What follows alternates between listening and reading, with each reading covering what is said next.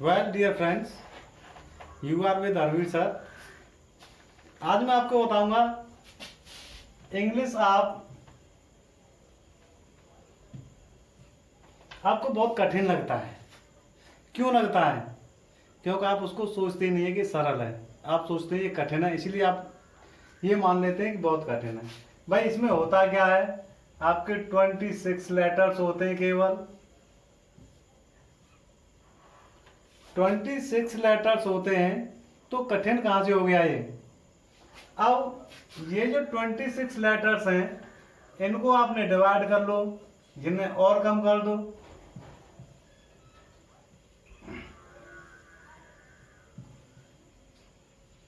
Vowels और consonant में बांट दो। अब सबसे पहले आप ये तो जानते ही हैं कि 26 लेटर्स होते हैं और वो ए से जेड तक होते हैं। जब ए टू जेड आप जानते हैं तो इंग्लिश क्यों नहीं? वॉवेल्स जो होते हैं ए ई आई ओ यू, ये आपके होते हैं वॉवेल्स। बाकी rest of the 21 words are consonant. अब जो लेटर है वो कॉन्सोनेंट्स होंगे, बाकी के वॉवेल्स होंगे। अब लेटर से तो हमारा काम चलेगा नहीं, क्योंकि हम हमेशा ए बी सी में तो बोलते नहीं है। हम जब बोलते हैं तो इन दोनों को मिला लेते हैं, तो हमारा बन जाता है वर्ड। यानी कोई भी वर्ड होगा उसमें कॉन्सोनेंट होंगे, वॉवेल्स होंगे, और जब वर्ड से वर्ड आप मिलाते जाएंगे, वर्ड से वर्ड आप मिलाते जाएंगे तो आपका सेंटेंस बन जाएगा, आपका बन जाएगा सेंटेंस। लेकिन हमेशा हम सेंटेंस भी नहीं बोलते हैं, हम कई चीजें बोलते हैं। कभी हम अपना एक वर्ड में काम चला लेते हैं, हमने कह दिया यस। कभी हम सेंटेंस बोलते हैं, और कभी कभी हम सेंटेंस भी नहीं बोलते, हम उसको फ्रेजेस कहते हैं, फ्रेज बोलते हैं। अब आप सोच रहे होंगे कि ये फ्रेज क्या होता है।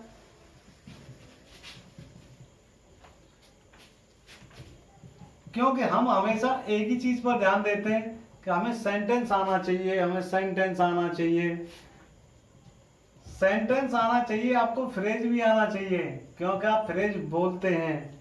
भाई आप रोजाना अपने दैनिक जीवन में जिन चीजों को बोल रहे हैं उन्हें आप इंग्लिश में आकर के ये सोचते हैं कि ये तो बड़ा मुश्किल काम हो गया भाई।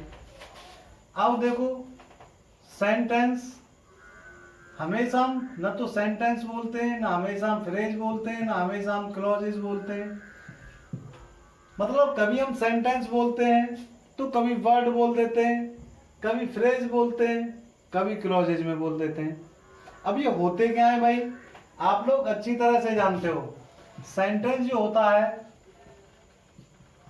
वो ग्रुप ऑफ वर्ड्स होता है, लेकिन आपके सामने एक प्रॉब्लम ये है कि अ ग्रुप ऑफ वर्ड्स तो फ्रेज भी होता है,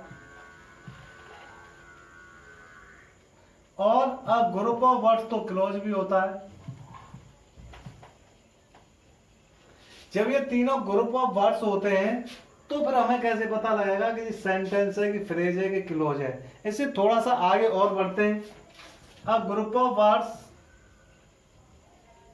which makes a complete sense. ये आपका सेंटेंस हो गया जिसका अर्थ आपका पूरा हो जाए। इसमें क्या होता है, it has a subject and predicate. इसमें क्या होगा, अपना एक सब्जेक्ट होगा, प्रेडिकेट होगा। सब्जेक्ट प्रेडिकेट ये हम अभी सब आपको समझाएंगे। लेकिन फ्रेज क्या होता है, अ ग्रुप ऑफ वर्ड्स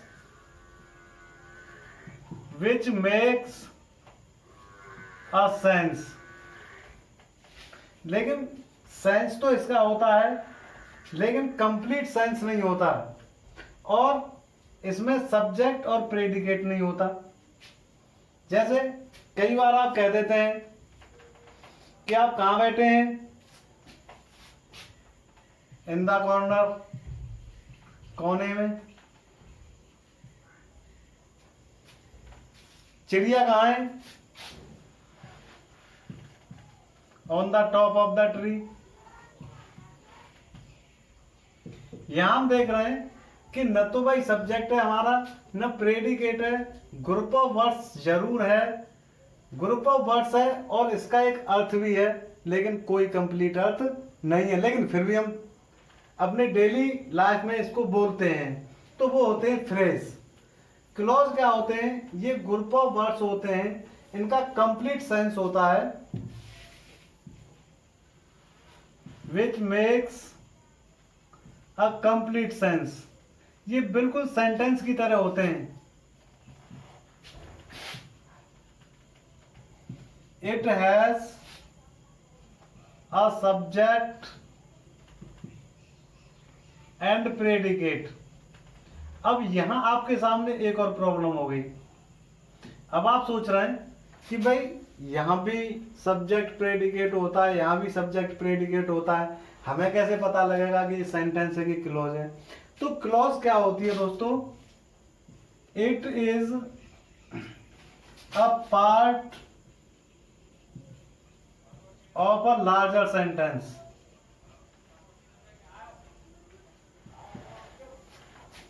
ये दोस्तों किसी बड़े सेंटेंस का एक पार्ट होती है, उसको हम कहते हैं क्लॉज। खैर ये आगे आप अलग आपके चैप्टर आएंगे, उनमें आपको समझाएंगे। थोड़ा सा इसलिए बता दिया कि ये आपके लिए जरूरी था कि हम क्या क्या चीज बोलते हैं। अब हम देखते हैं कि एक सेंटेंस जो होता है उसके कितने पार्ट होते हैं। भाई दोस्तों आपको पता है कि कोई जो सेंटेंस होता है उसके दो पार्ट होते हैं, एक तो सब्जेक्ट और एक प्रेडिकेट। अब सब्जेक्ट को हम दूसरे शब्दों में आपको कह सकते हैं डूअर। डूअर मतलब कर्ता। कर्ता मतलब भाई वो तो बहुत करता है, करता मतलब करने वाला है, यानी जो काम करता है वो सब्जेक्ट। इसका मतलब हुआ कि जिसके बारे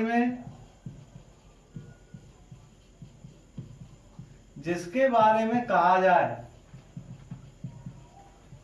या सुना जाए वो आपका हो गया सब्जेक्ट। और सब्जेक्ट के बारे में जो कुछ कहा जाए, जो कुछ सब्जेक्ट के बारे में कहा जाए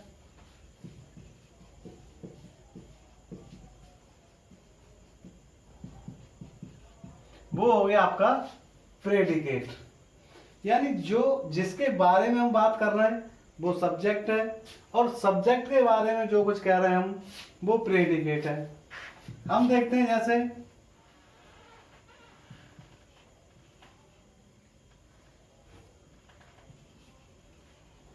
Munish is an intelligent boy.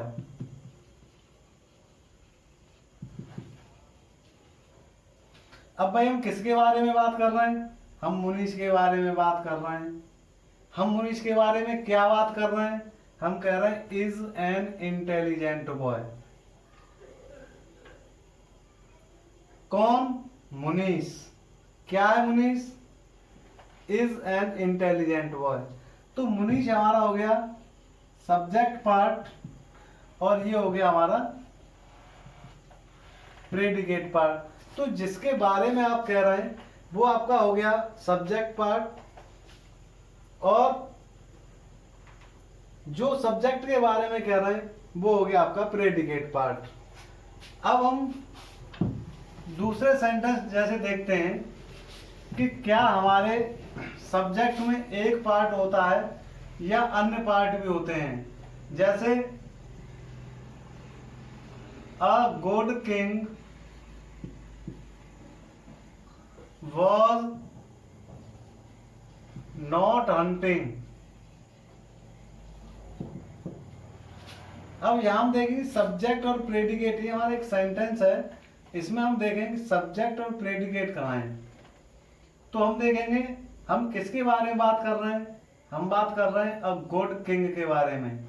और हम क्या कह रहे हैं, वॉज नॉट हंटिंग। तो ये हमारा हो गया सब्जेक्ट पार्ट और ये हो गया हमारा प्रेडिकेट पार्ट। तो दोस्तों हमारा जो सब्जेक्ट है वो हमारा एक शब्द भी हो सकता है और एक से अधिक शब्द भी हो सकते हैं। अब होता क्या है कि जो प्रेडिकेट पार्ट है वो आपका हमेशा किसी न किसी वर्ब से प्रारंभ होगा, चाहे वो हेल्पिंग वर्ब हो चाहे वो मेन वर्ब हो। या तो हेल्पिंग वर्ब से या फिर मेन वर्ब से जब भी शुरू होगा वो प्रेडिकेट पार्ट होगा। अब इसका मतलब ये हुआ कि हमारे सब्जेक्ट के भी कुछ पार्ट हो सकते हैं। अब देखेंगे यहाँ ए आ रहा है, गुड आ रहा है, किंग आ रहा है, तीन शब्दों से मिलकर के सब्जेक्ट बना है, यानी सब्जेक्ट के भी पार्ट होते हैं। इसका मतलब ये हुआ कि यदि हम किसी सेंटेंस के पूरे पार्ट सीख लेते हैं तो हम सेंटेंस बना सकते हैं। किस तरह से सेंटेंस बना सकते हैं, अब बना तभी सकते हैं जब हमें पार्ट्स याद होंगे। मान लीजिए हम कोई चीज बना रहे हैं, हमें उसके पार्ट्स तो आते नहीं है, टीवी के हमें पार्ट्स पता नहीं, कैसे लगाएंगे, कैसे भी नहीं लगेगा। जब हम उसके पार्ट्स पता होंगे और उसकी जगह हमें पता होगी कि इस पार्ट को हमें यहाँ लगाना है, तो वो हमारा सही हो जाएगा। ऐसे कोई जो सेंटेंस होगा तो उसके हमें पार्ट आना बहुत जरूरी है। इसीलिए सेंटेंस के हमने जो पार्ट कर लिए वो किए थे सब्जेक्ट और प्रेडिकेट में। अब हम सब्जेक्ट के पार्ट भी कर लेते हैं। तो जो सब्जेक्ट के हमारे पार्ट होते हैं वो कौन कौन से होते हैं, एक क्वालिफायर और हेड वर्ड। इस हेड वर्ड को दोस्तों मेन वर्ड भी कहते हैं। क्वालिफायर और हेड वर्ड दो होते हैं। इस क्वालिफायर के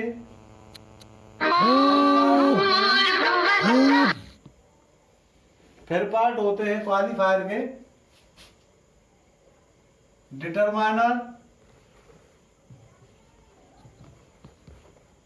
और एडजेक्टिव। एडजेक्टिव और एडजेक्टिवल फ्रेज।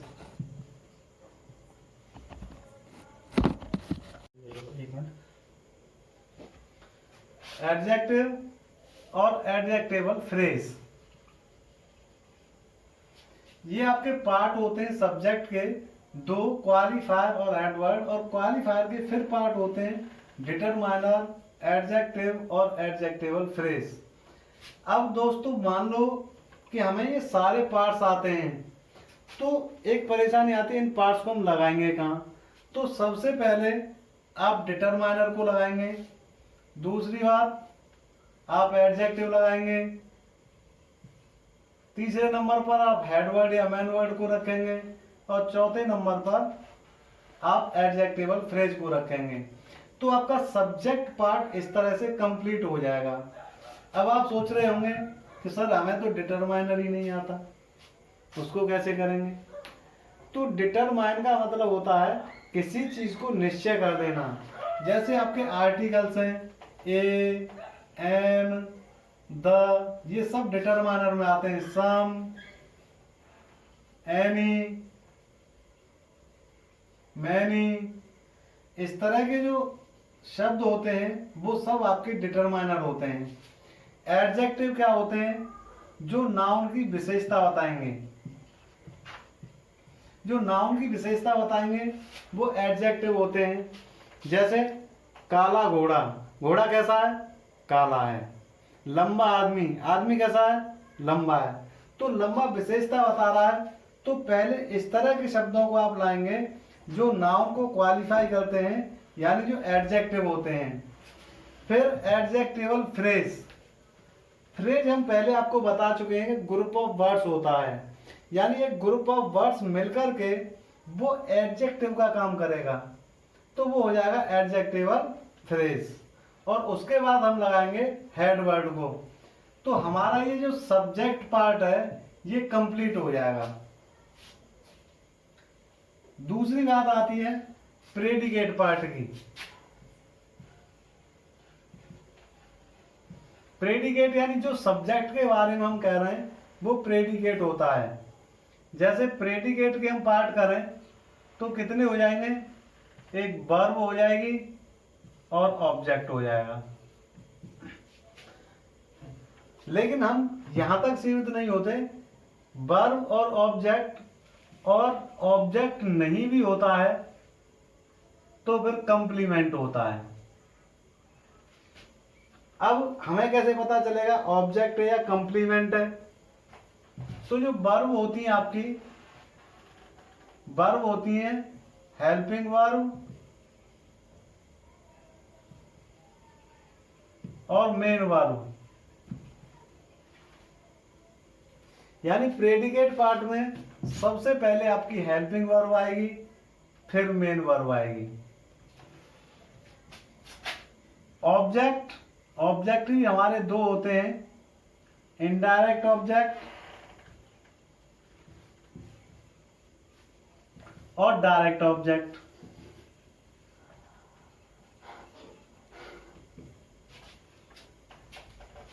इनडायरेक्ट ऑब्जेक्ट और डायरेक्ट ऑब्जेक्ट, इसका मतलब हुआ कि किसी भी सेंटेंस में सबसे पहले हम हेल्पिंग वर्ब को लेंगे प्रेडिकेट पार्ट में, फिर मेन वर्ब को लेंगे, फिर हम इनडायरेक्ट ऑब्जेक्ट को लिखेंगे और उसके बाद यदि दोनों हैं तो डायरेक्ट ऑब्जेक्ट, और उसके बाद हम कंप्लीमेंट को लाएंगे। यदि मान लो हमें ये क्रम याद हो जाता है तो हमारा इन दोनों को मिलाकर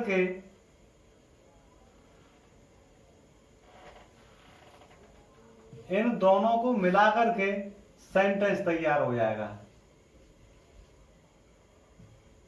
तब होगा हमारा सेंटेंस। कहने का मतलब हुआ कि यदि हमें इतने पार्ट आते हैं कि determiner, adjective, head word, adjectival phrase, helping verb, main verb, indirect object, direct object और कंप्लीमेंट, इन चीजों को हम ढंग से समझ लेते हैं तो हमारा सेंटेंस सही होगा, गलत होने का कोई मतलब ही नहीं है। मैं आपको एग्जांपल बताता हूं।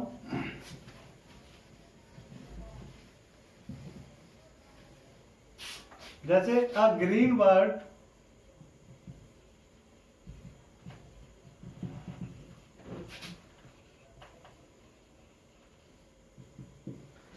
Sitting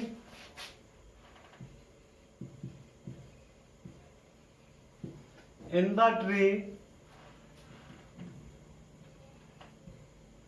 is a parrot.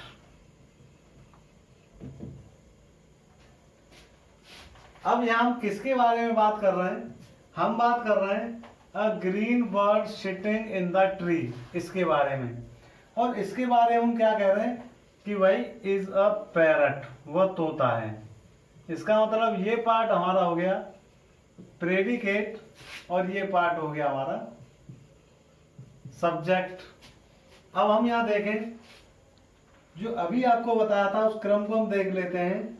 ए हमारा हो गया डिटरमाइनर, ग्रीन हो गया एडजेक्टिव, क्योंकि चिड़िया कैसी है, ग्रीन है। बर्ड हमारा हो गया मेन वर्ड, क्यों इसी के बारे में हम बात कर रहे हैं। और sitting in the phrase, sitting in the tree, ये आपका हो गया फ्रेज, क्योंकि ये ग्रुप ऑफ वर्ड्स है और ये बता रहा है कि पेड़ पर बैठी हुई। ये एक फ्रेज हो गया, इसीलिए इसको हम कहते हैं एडजेक्टिवल फ्रेज। कौन सा हो गया, एडजेक्टिवल फ्रेज, क्योंकि विशेषता ही बता रहा है कि चिड़िया कैसी है, बैठी हुई है, इसलिए हो गया एडजेक्टिवल फ्रेज। फ्रेज के बारे में आपको पहले ही बता चुके हैं। तो कोई भी सेंटेंस होगा, अब यहां देखें, यहां प्रेडिकेट पार्ट में हेल्पिंग वर्ब आ रही है और उसके बाद अपैरेंट ऑब्जेक्ट आ रहा है। तो किसी भी सेंटेंस को बनाने का सबसे आसान तरीका है, सबसे पहले आप ये चाहती है कि उसमें डिटरमाइनर है कि नहीं, एडजेक्टिव है कि नहीं, मेन वर्ड है या नहीं, एडजेक्टिवल फ्रेज है या नहीं, हेल्पिंग वर्ब है भी कि नहीं। जी कोई ज़रूरी नहीं है कि हेल्पिंग वर्ब होगी या किसी में एडजेक्टिव होगा या डिटरमाइनर होगा, ये भी ज़रूरी नहीं है। या तो जो नहीं है उसको आप आसानी से छोड़ दीजिए। जैसे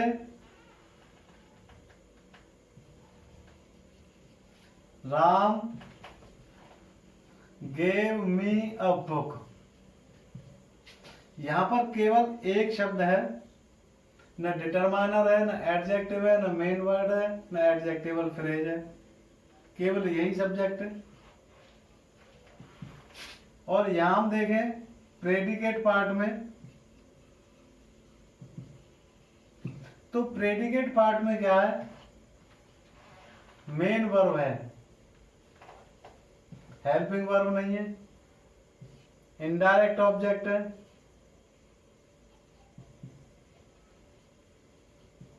और डायरेक्ट ऑब्जेक्ट है।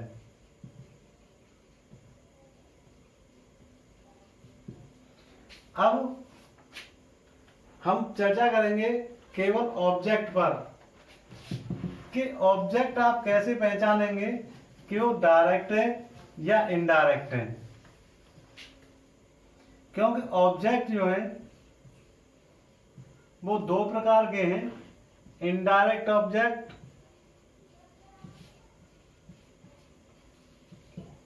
और डायरेक्ट ऑब्जेक्ट।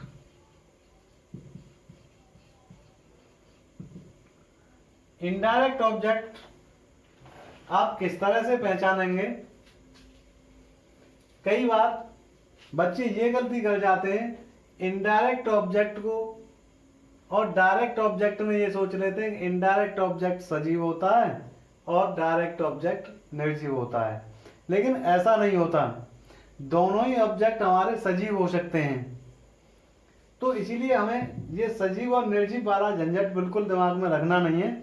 हमें इनडायरेक्ट ऑब्जेक्ट का पता करने के लिए क्या करना है, हमें उसमें हुम लगाना है। हुम का जो भी हमारा आंसर आएगा वो इनडायरेक्ट ऑब्जेक्ट होगा और वाट का जो भी आंसर आएगा वो डायरेक्ट ऑब्जेक्ट होगा। जैसे अभी हमने सेंटेंस लिया था, he gave me a book, उसने मुझे किताब दी। हुम किसको, उसने किताब किसको दी, मुझे। तो किसको का जो आंसर आ रहा है वो मी आ रहा है, इसीलिए ये इनडायरेक्ट ऑब्जेक्ट हो गया। क्या दिया, बुक, इसलिए ये डायरेक्ट ऑब्जेक्ट हो गया। तो ऑब्जेक्ट की पहचान करने के लिए आपको क्या करना है, हुम या वाट लगा करके ये पता कर लेना है कि इनडायरेक्ट ऑब्जेक्ट है या डायरेक्ट ऑब्जेक्ट है। अभी सेंटेंस में हमारे में एक चीज और थी, कंप्लीमेंट। अभी कंप्लीमेंट और था। तो कंप्लीमेंट हम क्या करेंगे कि जब हुम और वाट का कोई आंसर नहीं आ रहा है लेकिन उसके आगे, वर्ब के आगे कुछ दे रखा है, तो वो कंप्लीमेंट होगा। अब जैसे ही इज गोइंग टू स्कूल, वो स्कूल जा रहा है। हम ऐसे तो कहेंगे नहीं वो किसको जा रहा है कि वो क्या जा रहा है। जो स्कूल आंसर आ रहा है आपका वो आ रहा है कहाँ, ये आंसर आ रहा है आपका वेयर का। वेयर का आंसर है, इसीलिए ये जो स्कूल है ये क्या है, वर्ब का कंप्लीमेंट है। तो आप लोग कम्प्लीमेंट भी समझ में होंगे। आगे के नेक्स्ट वीडियो जब हम आपके लिए भेजेंगे तो उसमें हम सेंटेंस के दूसरे जो पार्ट्स हैं उससे संबंधित और सब्जेक्ट प्रेडिकेट छांटने के और थोड़ी सी एक एक्सरसाइज देंगे। Thank you.